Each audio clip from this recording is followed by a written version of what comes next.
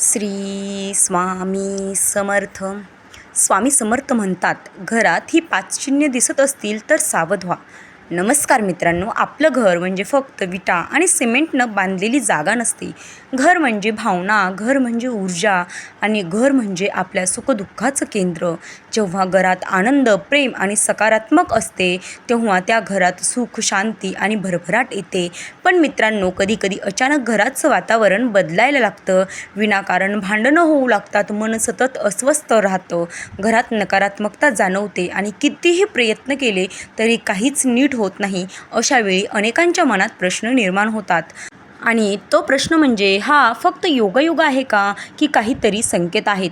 तर मित्रांनो, आज आपण स्वामी समर्थांच्या शिकवणीतून अशाच काही संकेतांबद्दल जाणून घेणार आहोत.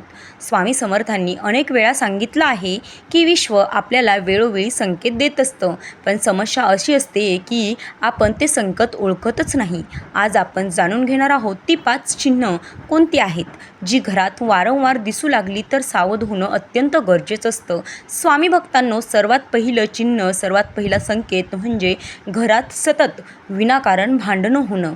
प्रत्येक घरात कधी ना कधी मतभेद होतातच, पण जर छोट्या छोट्या गोष्टीवरून जरी सतत घरात वाद होत असेल, भांडणं होत असतील, घरातील लोक चिडचिड करू लागले असतील, तर हे सामान्य नसू शकतं. स्वामी समर्थ सांगतात, जिथे सतत नकारात्मक विचार आणि राग असतो तिथे शांतता टिकत नाही. मित्रांनो, कधी कधी घरातील ऊर्जा इतकी नकारात्मक बनते की लोक एकमेकांना समजून घेणंच बंद करतात. लहान गोष्टी मोठ्या भांडणात बदलतात. याच कारणामुळे संत नेहमी घरात देवाचं नामस्मरण करण्याचा सल्ला देतात, कारण जिथे सतत देवाचं स्मरण होतं तिथे सकारात्मक ऊर्जा देखील वाढते.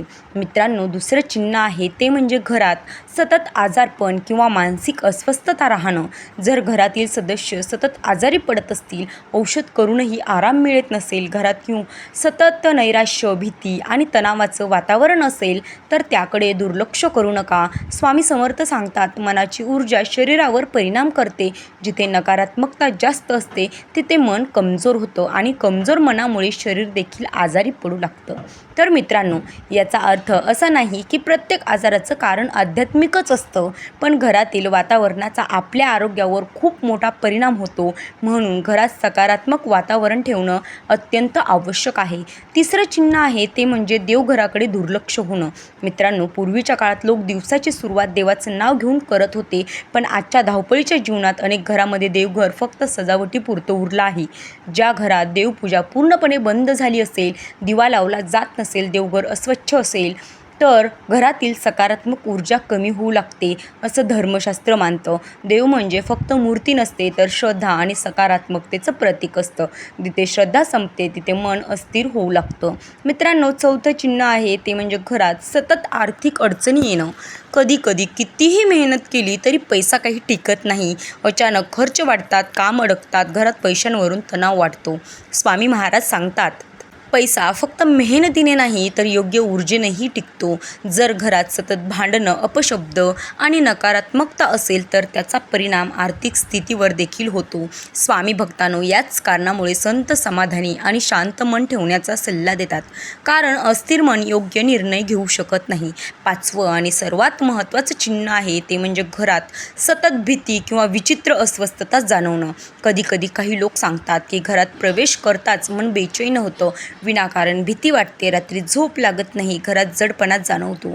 तर मित्रांनो, अशा वेळी घाबरण्याऐवजी शांतपणे परिस्थितीकडे पहा, कारण प्रत्येक गोष्ट भूतप्रेताशी जोडणं योग्य नाही.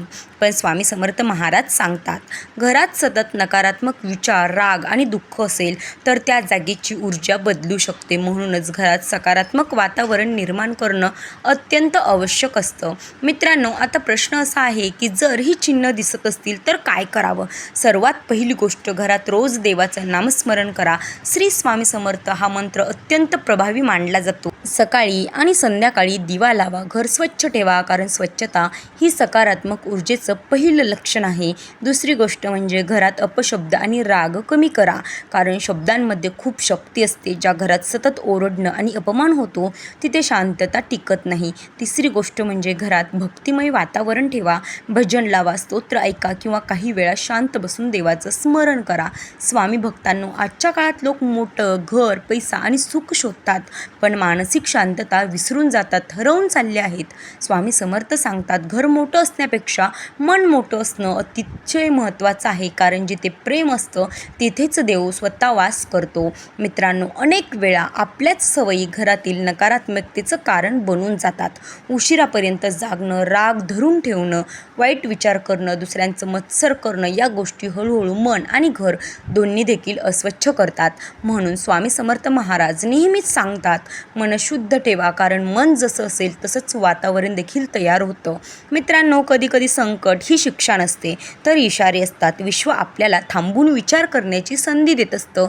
म्हणून जर घरात ही चिन्हे दिसत असतील तर अजिबात घाबरू नका. त्याऐवजी स्वतःमध्ये बदल करा, घरात प्रेम वाढवा, श्रद्धा वाढवा आणि सकारात्मक निर्माण करा. कारण जिथे श्रद्धा आणि प्रेम असतं तिथेच कोणतीही नकारात्मक शक्ती जास्त काळ टिकू शकत नाही. शेवटी मित्रांनो, स्वामी समर्थ महाराजांचा संदेश खूप सोपा आहे.